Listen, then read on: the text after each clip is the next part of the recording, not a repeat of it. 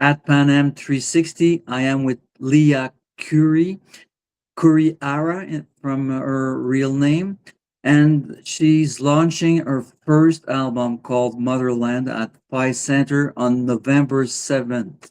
And well, we know PHI Centre, Centre Phi, if you prefer in French, it's a ideal place to present immersive pop, immersive experimental music, or audiovisual. And I suppose that Lia will take advantage of that. Bonjour, Lia. Salut, ça va? Très, très bien. So, Lia, it's your first album. We heard some singles from you or some fragments of your music, but now the first big chapter is going to be public. Yes, yes, it is public. It released on Friday, and it's been really, really lovely to see and hear everybody's response to it. But yeah, it's the first time I'm kind of fully offering what my sound is. I won't ask you what is your sound is because it could take one day. So, but just give us some elements of this sound. It's songwriting, but what is the surrounding sound? Well, it's definitely electronic, electronica. There are influences of UK dance music, such as like D&B, garage, and there's also ambient in the mix. There's folk in the mix. There's like a bit of jazz with the piano piece too. So yeah, it's plentiful.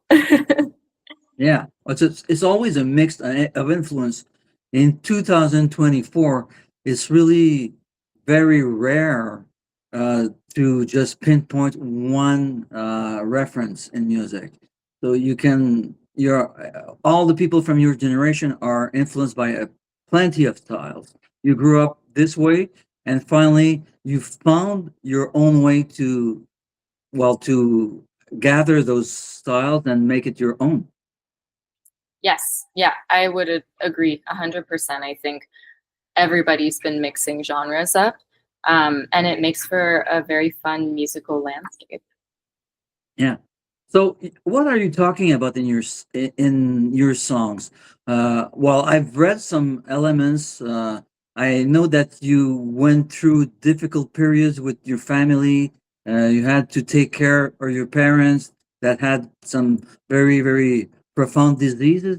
So, well, one of the lyrical aspect is talking about that, but let you describe the main topics and the way you see the transfer between the reality to poetry.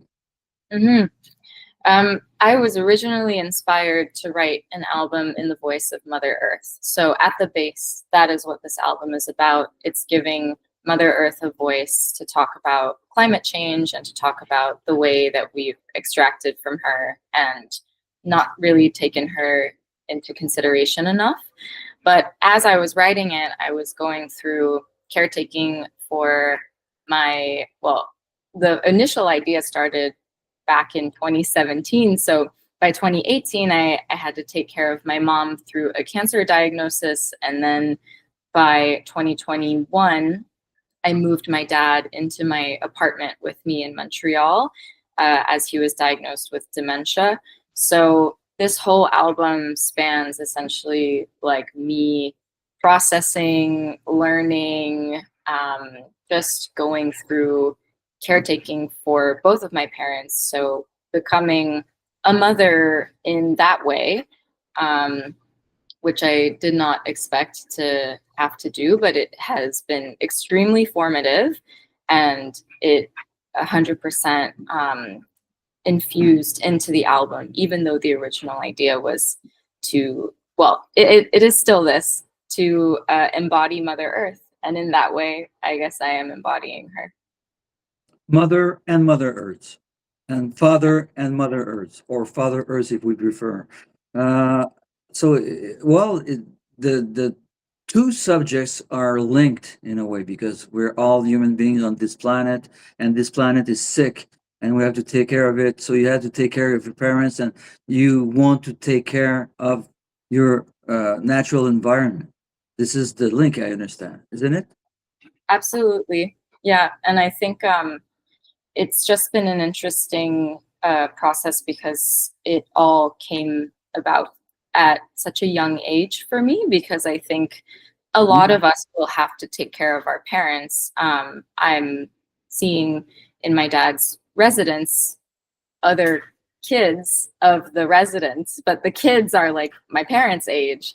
So, you know, they try to connect with me a bit on experience, and I'm like, yes, there are elements we can connect on, but also like I don't think you can understand what I'm going through. Yeah. So it happened to you in a very young age. So I suppose your parents had you, and they were not young when they had you because you're still young. Yeah, and they were 40 when they had it. Was like on the older side of having a child for sure. Yeah, yeah, yeah. But at the same time, it's tough to face that reality at your age because I did also, but I was much older than you when it happened to my parents. So Yeah, of course. Which is what, if it happens, we hope it happens older. But yeah, yeah. But finally, it became a very useful experience for you, instructive, nourishing for your own craft as an artist. yes, and also for my personhood, I think so much of the person that I've grown into is because of having to go through this, which is like, I mean, a classic life lesson. Like every challenge is life is a lesson essentially, and so we're always learning. Of course. Of course. And now let's talk about the production aspect, the way the beat making, the production, the surrounding sounds have been built around the songs. Yes, I was really lucky to be connected with my executive producer, Valentin Ignat. He is an incredible mix engineer and producer. He mostly mixes, so he doesn't produce like as often, but he should. He also executive produced Helena Delon's "Someone New." In Um, Netherlands, yeah. yeah, and so he jumped on the project and was super helpful to help me like finish out a lot of these 50% done demos or 30% done ideas. Um, and apart from him, I worked with a crew of other super talented producers, including Eloi Leblanc-Ringuet, which is my bandmate for Afternoon Bike Ride, also my other bandmate, David Tanton, Uri, an incredible friend and fellow artist in Montreal, Tanguy Meunier, who was the first producer I actually put out a solo project with, and a good friend from Australia who was like just visiting, and we had a session. His name is Daniel Lindsay. And then, of course, Zach Frampton is on piano, who is like just the most incredible pianist that I know in Montreal. And Uri also played cello. Yeah, Uri is not only well, she was educated as a celloist first before switching to electronics. She's really incredible. Yes, she is. I suppose all those guys won't be with you on stage. So the plan is for me to actually be alone on stage because Ah, okay. I want to offer myself as vulnerable as I can to the public in the same way that Mother Earth is just like, it's just her and she's bearing it all. And so we have a stage design, a light show, and then a surprise guest. And I will be like just chefing this show on stage. So it's the first time I'm ever performing by myself. And I'm working with a really great team, most notably Haley Lim on creative direction and stage design, and Myriam Sophie Deslauriers, who is an incredible metteur en scène. She's worked most notably with Jean-Michel Blé, but she started Festival Bleu Bleu in Gaspésie and worked with like Oh, Les yeah. Sœurs Blé. She's like really incredible. So it's the three of us mostly planning this, and it's gonna be quite the experience. I'll have like a couple of vocal pedals and my guitar for one song, but apart from that, it's me singing. And is the rest sort of playback or not? Is it? Yeah. Yeah. So it's playback, but it's slightly manipulated. And I will have projections, maybe a PowerPoint. It's kind of like this theme of throwing like a conference on the environment. There will be a sort of mix between talking as a conference person and after, and also as an artist, because the art is proeminent, I suppose. Yep. Yeah. This is exactly the goal.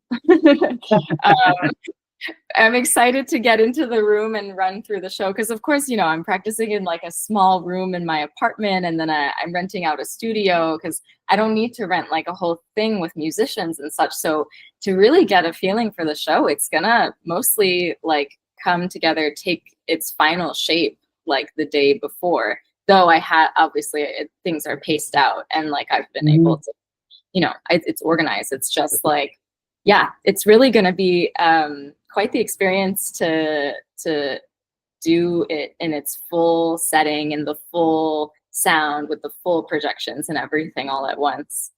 Mm-hmm. And what do you mean when you want to show yourself the most vulnerable you can? It's the idea of not having any other bodies on stage, because really that's been my experience caretaking. I've been quite on my own through this whole process. It's also, you know, there's not like Mother and Father Earth. There's just like Mother Earth that generally Yeah. gets spoken about, you know? So she's a single mom. And I think there's something really powerful about being just woman, you know, like one woman, and being powerful, but also okay to like be weak too, and to cry or to be small, because like we are just such a spectrum of emotions and of states. So that's what I want to offer. It's a great expression. Mother Earth is a single mom. I like that a lot. This is Yeah, true. it's true, right? Yes, it is.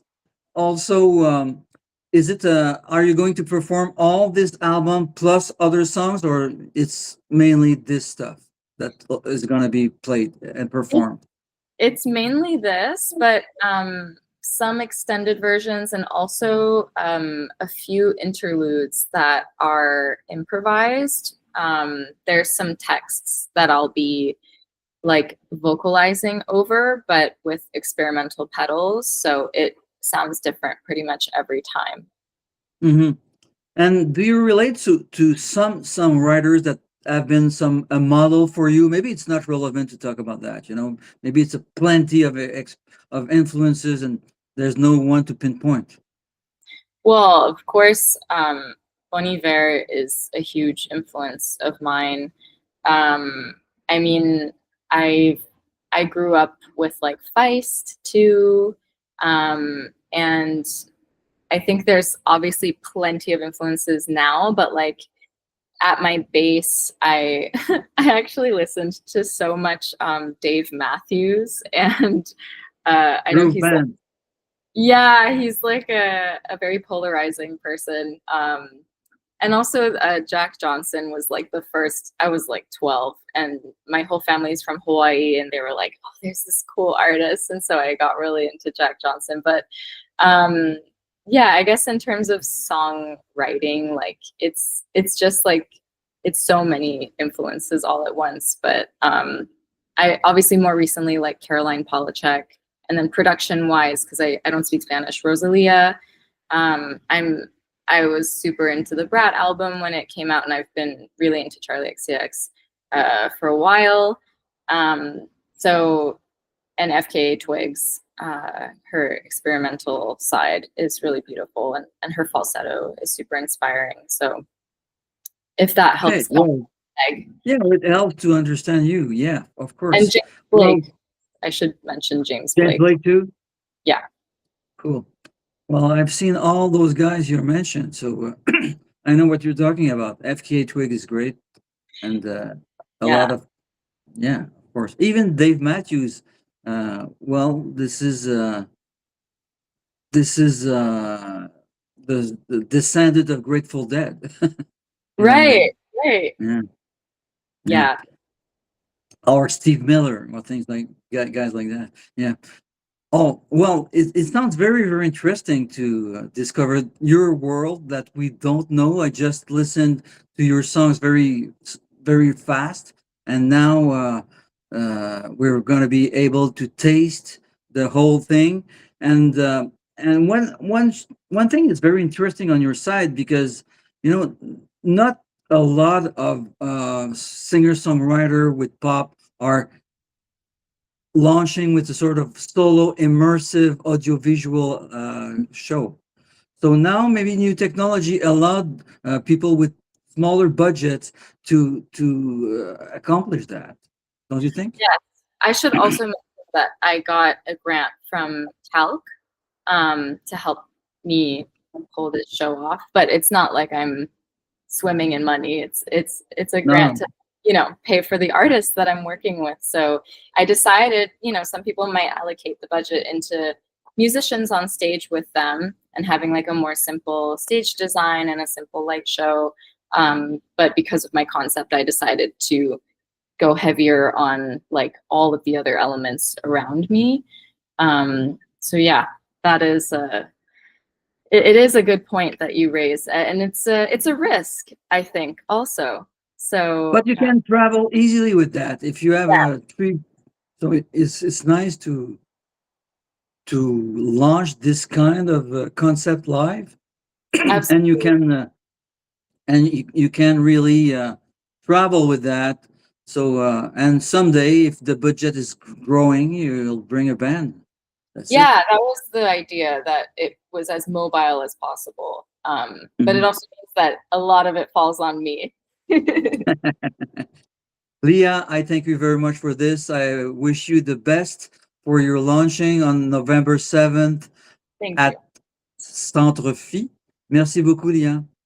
Merci beaucoup, Alain. Bonne Bonne journée. chance. Ciao. Merci.